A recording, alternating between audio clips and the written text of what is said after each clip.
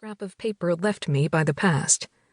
I would figure out why Martin Guerre left his village and where he went, how and why Arnaud du Tilh became an impostor, whether he fooled Bertrand de Rose, and why he failed to make it stick. This would tell us new things about 16th century rural society. I would follow the villagers through the criminal courts and explain the judges' changing verdicts. And I would have the rare opportunity to show an event from peasant life being reshaped into a story by men of letters. It turned out to be much more difficult than I had thought, but what a pleasure to recount the history of Martin Guerre once again. NZD. Princeton, January 1983. Introduction. Femme bonne qui a mauvais mari a bien souvent le cœur marri.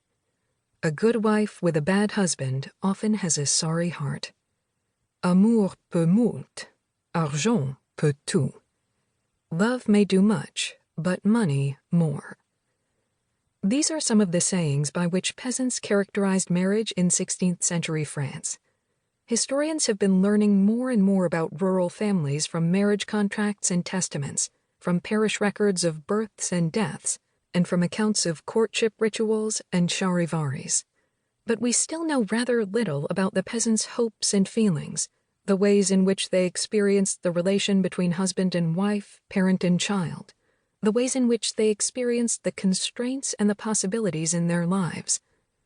We often think of peasants as not having had much in the way of choices, but is this in fact true? Did individual villagers ever try to fashion their lives in unusual and unexpected ways? But how do historians discover such things about anyone in the past? We look at letters and diaries, autobiographies, memoirs, family histories.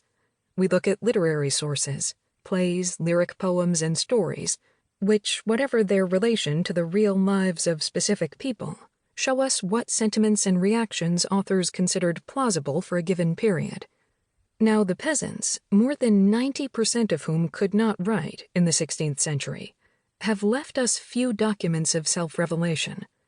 The family histories and journals that have come down to us from them are sparse, an entry or two on births and deaths and the weather.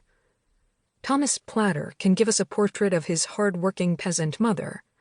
Except one time when we said goodbye to her, I never saw my mother cry. She was a courageous and virile woman, but rough. But this was written when that learned Hebraist had long since left his Swiss village and mountain pastures behind him.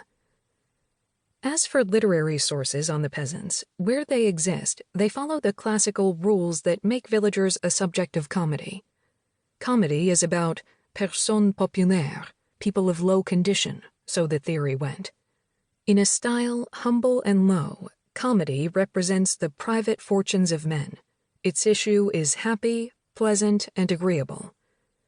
So, in Maison Nouvelle, the 15th century collection of comic stories, several times reprinted in the 16th century, an acquisitive peasant comes upon his wife having sexual intercourse with a friend, is mollified in his rage by the promise of 12 measures of grain, and then to keep the bargain has to let the lovers finish up. In the Propos Rustiques, published by the Breton lawyer Noël Dufay in 1547, the old peasant Lubin reminisces about when he got married at the age of 34. I hardly knew what it was to be in love, but nowadays there is hardly a young man past 15 who hasn't tried something out with the girls. The image of peasant feeling and behavior that emerges from such accounts is not without its value. Comedy is, after all, an important way to explore the human condition, but it is limited in its psychological register and in the range of situations in which villagers are placed. But there exists another set of sources in which peasants are found in many predicaments and in which the ending is not always happy: the records of different court jurisdictions. It is to the registers of the Inquisition that we owe Emmanuel Leroy-Laduree's picture of the Cathar village of Montaillou and Carlo Ginzburg's study of the daring miller Minocchio. The records of diocesan courts are full of marriage cases, which historians have been using to understand how villagers and city folk maneuvered within the tight world of custom and law to find a suitable mate.